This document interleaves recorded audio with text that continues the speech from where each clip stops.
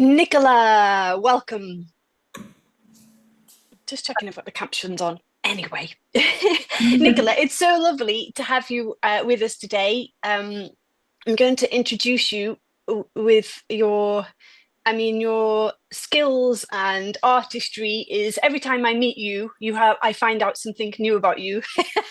So you are a body confidence coach, you're a body positive personal trainer, you're a speaker, a poet, a women's self-defense teacher, a fire, stilt, and burlesque performer, and you're also an NLP practitioner. You are amaze balls. And this is the Unmute Yourself podcast. So it's all about working through the fear, showing up, working, having courage, putting our magic out into the world. And so many people will, think about, say, public speaking. Many people have a lot of fear about that. But you're doing things that involve a whole other level of courage, I would say, and I'm pretty sure there's a lot of women that would agree with me when it comes to kind of the burlesque performance and things like that. How do you personally navigate the fear of judgment when it comes to kind of, having a full expression of you? How do you, and your art? Well, it's funny as you're listing all of those things, and it sounds as if your opinion is the burlesque is more of a brave, courageous thing to do than the public speaking. And I know that you do public speaking and perhaps haven't done burlesque, but having done all of these things, I still think public speaking is the highest. Like, I have the most fear when I do that. Right. That's so interesting. Yeah, I don't know if it's like they say you should, imagine that the audience is naked. And obviously in burlesque, you're getting naked. So that's fairly vulnerable, but you're only telling a story so much as you can do with your creation, with the movements of your body and your props and other people and that type of thing. But in terms of speaking, I don't know what it is, but for me, speaking is the most scary. Maybe because I started out in my life unable to speak. So it might be because that's part of my journey. Like, I literally didn't speak as a child. I had social phobia. I had a half Chinese family, half English family, and my Chinese family didn't speak English. And I was so scared to talk to them and get it wrong that I just used to whisper to my sister and she would talk for me. That's so interesting. The burlesque you say there about getting naked, and I just want to tell you, for want of a better expression, I just want to tell you a little story that, even just a few years ago, I'd have viewed kind of any kind of art form involving stripping, striptease as kind of, an objectification of women. I'd have been so supercilious about it. And then I've done a complete turn on that. And in fact, this year I was at a beautiful birthday party and there was this phenomenal performer and she did a very slow striptease and I cried. Such was the beauty of it. I would love for you to speak more to that and why that lights up your heart, that expression of yourself. Well, I think because everything that I do is with my body, I have a bit of a different relationship with my body. And so where I used to be in this place of just viewing my body as an observer, so where you spoke about judgment, I was always looking at it for how other people would perceive me. And I think in society as a female, you're taught to appear beautiful for the male gaze. So I also am bisexual, and for many, many years, it's only in my recent years, in my 40s, that I came out to this sexuality. It was obviously in there, but I wasn't aware of it. And so I was, heterosexual performing for the male gaze. I also had low self-esteem back in the day, and I thought that validation would top up my self-esteem. That would give me the confidence, that would give me whatever I needed. And I think that I was taught that. So it's interesting, that journey that I've gone on with my body. And the first time that I appeared semi-naked in front of anyone was when I did bodybuilding. So that was a journey in itself. And I'd suffered with eating disorders and body dysmorphia. And being in the fitness industry for 20 years, I felt that was what I needed to do to be better, to be fitter, to be stronger. And in the industry, it's always what's the next best thing. So that was the thing at the time, and it was what everyone else was doing. But it's interesting being on stage in that tiny bikini, because it literally was the same as lingerie. We have a judgment about lingerie, don't we? We think, oh, it's sexy, you shouldn't look like that, or you're objectifying yourself. And yet when you're on stage doing bodybuilding, you're wearing as about the same, sized piece of material on your body. The only difference there is your body isn't your own. And I, Mm. at some point, thought that that body was mine, and that became a little bit destructive. And the reason why I say it's not your own is because you have been on a program, for most people it's 12 weeks or more, and you've been dieting and editing your body according to this standard that you need to fit in for this category that you're in. And so everyone's conforming to this body, and it's not your natural body, because we all have to do crazy things to achieve it. And it is achievable when you do these types of programs, but it's not healthy and it's not sustainable, which is partly the side that I had to come out to realize that, my mind and body connection wasn't really there. I was dissociated from my body, and having all of these, body dysmorphia and eating disorders fueled by that bodybuilding just wasn't good for me. A long story short, moving over into burlesque, it was, oh yeah, we're going to wear that same small piece of clothing, but my body's now telling a story, and I'm no longer being the observer of my body. I am in my body looking out. So actually, when I stand on stage now and I do the final reveal, which is literally you're wearing your knickers and you take off your bra and you're wearing tassels or pasties. So that's what you go down to if you want to, because it's, your choice, because it is a creative art and there's no rules really. But that is traditionally what most people would go down to. I, rather than think about how they're viewing my body, I'm thinking about how I make them feel. So in that sense, it's a bit like talking, because people only listen to so much of what you say and they remember how you make them feel. So I know how I want to feel when I'm in the audience, and you've experienced it yourself. You said it brought you to tears. So whatever that feeling was, maybe it was seeing someone so empowered and confident in themselves that you wanted a bit of that and you felt it. That's what I want to make people feel. I want them to have some kind of empowerment where they're like, even if I'm not able to do this yet, I applaud this woman because she can, and that inspires me that maybe one day I can, whether it be burlesque or talking or showing up in any other way. Oh, I love that. Will you help me? That's on my bucket list, to do a slow strip tease. Oh, is it? Yes. before I 100%, you heard it here first. You spoke there about the importance of coming into the body. When we've had a nervous system wired for a kind of trauma response throughout life, we're often very disassociated, and we're, as you say, we're kind of outside of ourselves. How important is that for someone working through their confidence in however the way they're wanting to show up in the world, whether it be with their bodies or putting out their own unique essence into the world? How important is that? And also, how has NLP helped with that for you? Because you're an NLP practitioner as well, aren't you? How important is it for someone to be embodied to gain the... Yeah, to come in, to learn how to live in our body rather than outside of ourselves, and to really be to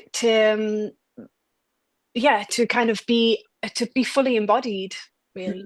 I think that's a very good question, and it makes me think of a quite nice answer actually, because it leads nicely into this, that confidence is also one of those things. There's intrinsic and extrinsic, isn't there? So are these people giving me confidence because they're applauding me and they're telling me that I'm good enough and I've got trophies and medals? Or am I feeling more confident that I've achieved something that I didn't know I could? And now from the inside, I'm proud of myself. And all those parts of me that in the past would have said, no, I could never do that, I've now gone and done something. And now I'm feeling confident that I've done it. Like before speaking, I'm really, really nervous. I've got to learn, practice, write my script, keep going over it, and all of these feelings that I get. And now I've done this big thing and I'm proud that I did it. So each time you do it, you get a little bit more confidence. So confident is a side effect of courage, because you've got to have courage to do that thing in the first place. But I do believe it's got to come from within, because you can have like people from the outside say you look confident and I wish I had your confidence to do that thing, but you don't get confidence to do the thing. You get the confidence after you've done it. Yeah. What's that again? That phrase? I love that phrase. Repeat that phrase for everyone. The confidence is the side effect of courage. I love that. I actually said that by accident in a recent speech. That was by accident, but I'm keeping it now. So I'm gonna... yeah. Yeah, copyright it. What would you say to women who feel paralyzed by fear when it comes to, you speak there about working through the courage, sharing the courage, and then the confidence comes. What would you speak to help guide others of stepping into their power, into their unique gifts? What would be some very fair steps for someone who's wanting to embrace courage? Well, I think it's getting out your comfort zone in any way that that looks for you. So obviously we're here and you're in a bubble in that comfort zone, and you have to step out. You don't have to jump all the way out to you in the deep end, but just going into the stretch zone, so just outside the comfort zone. So if you want to do public speaking but you're not ready yet, it might be you just show up online. You start making some videos that you've got time to edit, and then you put them out there. And maybe you do that for a few months or even years, and then you do a live. So now there's no edits, and now you're more vulnerable because you could make a mistake and people could judge you. And then after that, you might do a podcast. You might do a live podcast. So it's like constantly stretching that comfort zone, and then that becomes comfortable. So when I first did radio, I was really scared. But because it was every week, week after week, as time went by, I became less scared and got a bit more comfortable with it. And then I was like, oh, we're going to the radio now. This is fine. It's something that I do all the time. Mm. But it's not to say that you don't get scared again, because like I said, public speaking for me is something I still get very nervous, but the more talks I do, the more I build that confidence and I can keep on a roll. But if it's been 6 months to a year and I haven't done a talk, I could start having those thoughts again. Am I good enough? What if people judge me? But also sometimes when I get those thoughts, I know that what that means is I've stepped so far out of my comfort zone that more magic will happen. There's that meme, isn't there, with the picture, and it shows you the magic is over here. It really is. So the louder the noise, the bigger the magic. Oh, I love that. All about the magic here. Why is it in that having confidence in our body? What is it about that regardless of our age, our size, shape, what is it that sets your heart alight about that? And you're seeking to have great impact in that area, aren't you? Yeah, I think if you just imagine children, like even yourself when you were young, before society got to you, before anyone told you there was anything wrong with your body, before you had any influence from your parents not liking their bodies, you were running around the house naked, you were free, you were expressive, you were creative, you were unapologetic. And that's the freedom that I think we should be allowed as adults. Like even just in terms of your imagination and just play and being creative, we're often told, oh no, that's silly, you shouldn't do that. And so many of us adults, and I know a lot of people who've, overcome trauma, had lots of therapy, and it seems to be, once you come out the other side, you try to reconnect with your old self. All of those things that you suppress, because they're still there and they're still what makes you you. Mm. So coming up to party season, we're speaking here about putting our magic out into the world. That might be our writing, our speaking, our starting a business, however that looks for us. And yet, for some women, this part coming up in towards Christmas, they're perhaps going to parties, they're feeling not very confident about their body, and yet that is just showing up to a party. Might be them that might be us showing our magic and putting our self out into the world, but we feel like this dress doesn't fit, and we're feeling lacking in confidence, and it's the winter. And what would be some very soft steps for those? What would you say to those of us who are just not feeling very confident going into party season? Well, I think, again, this is a bit of societal conditioning. So it kind of relates to NLP and the mindset as well, because it could be that last year you felt not confident before Christmas came up, and you had the same experience of trying on a million dresses, trying to edit your body and diet down so that you could eat what you want at Christmas, and all of this, behaviors that we've done year after year. So it could be it's November to December time, you're on the lead up to it and you're already preparing to feel that way. So it's like going to a party and saying, oh, I'm not going to enjoy myself. Well, what's going to happen then? You're going to have a self-fulfilling prophecy, because you've set yourself up for not enjoying yourself. Whereas actually that party's in the future. You don't know, you might have the best time of your life. You might meet somebody new and have the most amazing conversation that just inspires something in you and literally changes the course of your life. But we won't know that if we go in with this paranoia. So what we can do is change our mindset, reframe that to pronoia. What is the best outcome? What if I go to this party and I meet this amazing person? What if I have the best time? What if I feel confident in my body? What if I actually just dance without alcohol and I don't worry that anyone's watching and I'm okay with that? Yeah, I love that. Change our mindset on it. And we can also look at, over the years, is this a pattern? Has this been happening over and over? When do I decide I'm going to think differently? And then it starts with a decision, and then you take different action. And this whole not trusting our thoughts, not trusting our mind is such a foundational thing in part of NLP. I find that in life, either people don't really know what NLP is, neuro-linguistic programming, or there's actually a little bit of skepticism there because of advertising culture and whatnot and how it's being used.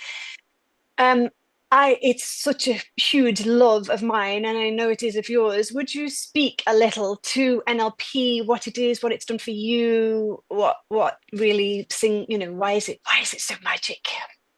I think, well, when I first decided to do an NLP course, there was one person that gave me feedback and said, "Oh, it's like a cult. You shouldn't do that." But I've never had that experience, and I haven't heard that from anybody else. Most people just say, "What is NLP? I don't understand." A lot of people aren't even aware they have a subconscious mind. And obviously, NLP is a tool that helps you to access your subconscious mind so that you can make changes that can support your life for the future. So I explain it to people who come in for therapy with me, that the difference between NLP and having a counsellor is the counsellor might go over the past with you, and in some ways that could be re-traumatizing. And I'm not saying there's anything wrong with counselling. I've had lots of counselling, and the right thing for the right person at the right time. But NLP takes you from where you are now to where you want to go. So it's very goal driven, it's very future focused, and it's a lot about taking action and being conscious and accountable.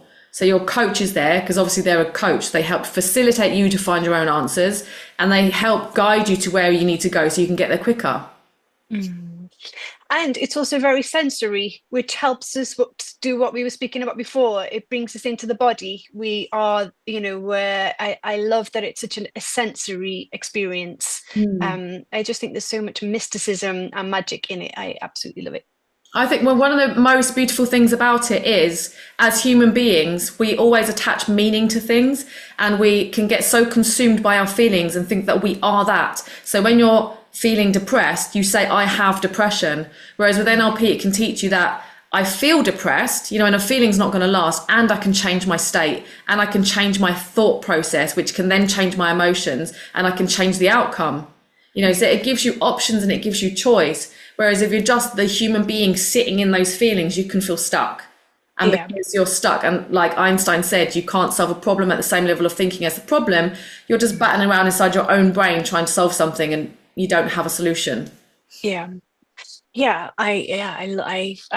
just think it's magics. I really do.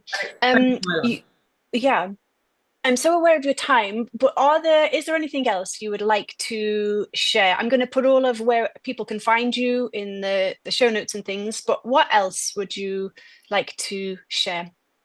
Well, the main thing that I'm really excited about right now is my tarot card photo shoot photo shoots. It originally was one shoot, and it's ended up 4 shoots with the local photographer, Tommy Wong in Liverpool. The idea behind this tarot, I was interviewed by a lady in America, and on her podcast, she has these cards, and they're body cards. So there's basically an image on there, and they have something to do with body image. And she goes into schools and helps girls, similar to what the work that I do with body confidence. And anyway, each of these cards becomes the theme of the podcast. So she sent me a load of cards, and I just pick one and we talk about it. And so that seed was planted, just left alone. Years later, my daughter had a photo shoot, and she looked like a picture on a tarot card. And somehow that picture and those cards came together, and I thought, I wonder if I make my own tarot cards with real people that recreate the tarot, the Fool's Journey. So it's like the traditional tarot, but a body positive spin on it. And because they're real people of Liverpool, they're real creatives in real bodies. They're standing in lovely poses, but it's not about how you look necessarily. It's about the story you're telling and your personal journey, because each of these people have been on a journey to become one of those tarot. Some people have been struggling with a lot of things, like mental health, domestic abuse, body image, eating disorders. And throughout the process, we've done catwalks. I did talks for people. So we've had a bit of an experience putting this deck together. And then when people buy the deck, hopefully if they're suffering with something like body image or, food issues, they'll pull out the right card, because I'm very spiritual and I do believe the right card will come out. And there's a lovely message on there. There's some tools in there that might help you with the thing that you're struggling with. And then there's also a little booklet which has a bit about my journey and how to use the tarot. So I I'm love that. excited about that to come out. That'll be December, January time. I'll do a little book launch with that. And yeah, we're going to have at the launch, some people who are in the tarot are going to do open mic so they can tell the story of the tarot and their own journey as well. Oh, that's amazing. Will that be in Liverpool? Yes. Yeah, yeah. Oh, I will be there. Where do you see yourself in 5 years' time, Nicola? I'd like to have my own wellness centre. So I'd like to, all the things that I do right now where I go to this place and that place and this place, I'd like to have them all in one place. So the massive list that you brought out at the beginning of all the things that I do, it does sound like I'm stretched very thinly, and I am at times, but it is all body confidence. So it would be like a body confidence wellness centre, and you'd be able to get all of these things within one place. Oh, I love that. Well, let's bring that. Shall I pull us a card before we Yay. part? It's the forest deck. It's it's the magic of the forest. There we go. Oh, hang about, hang about. Gratitude. I like that. Well, I'm really, really grateful for you, and all of the magic that you do in the world, and helping other women to put their magic and show courage in their lives. And yeah, I will be. Is there anything, anywhere particularly you would like me to direct people to? But I will put everything in as well. But is there I am on anywhere? LinkedIn. I'm going to be hanging out on LinkedIn a little bit more these days, Right. but mostly, That's my goal. yeah, so Yeah. at body underscore confidence 22. Okay. But All just right. one note Oh, of gratitude, actually, because I still yeah. train with personal training, as you mentioned in the beginning, body confidence, personal training. And a lot of people can feel that they're not where they need to be because in the gym environment, it's always be better, do more. You know, there's always something to achieve. So sometimes we forget where we are. So on that final note with that gratitude card, I think it's really important to just be grateful for where you're at and also look at how far you've come. And that, even that can just change your mindset. It's the swiftest hack to the goodness of the universe is gratitude, isn't it? Yeah. Definitely. Yeah. Bless you for that. Thank you for that. And thank you. Thank you for being here and for your time and energy today. Thank you. Bless you so much. Thank you.